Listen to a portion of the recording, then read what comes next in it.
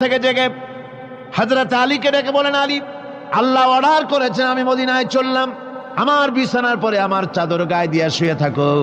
হযরত আলী বলেন, আল্লাহর হাবিব, আপনার চাদর গায়ে দিয়ে ঘুমিয়ে থাকবো? সকালবেলায় কাফির বেঈমানেরা আপনার বিছানার পরে আপনার চাদর গায়ে দেওয়া অবস্থায় আমি আলীকে তারা মোহাম্মদ মনে করবে, আর আমি আলীকে নবী মনে করে তারা তাদের তরবারি দিয়া কেটে কেটে টুকরা টুকরা করে আমারে বিদায় করে দেবে দুনিয়া থেকে। এতটুকুনো পরোয়া করি না, বরং আমার দিলের মধ্যে এটাই তৃপ্তি থাকবে যে আমি আলীর জীবনের বিনিময় আল্লাহর হাবিব দুনিয়ায় বেঁচে আছেন।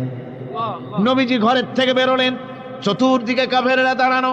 আল্লাহ নবী হাতে এক মুষ্টি বালু হাতে নিয়ে শাহ হাতেল বজু পড়ে 3 বার দম করে বালুগুলো ছেড়ে দিলেন। বালিগুলি ঘরের চতুর্দিকে কাফেরদের চোখে চলে গেল। পরবর্তী সময় রব্বুল আলামিন ডেকে বলেন, নবীরে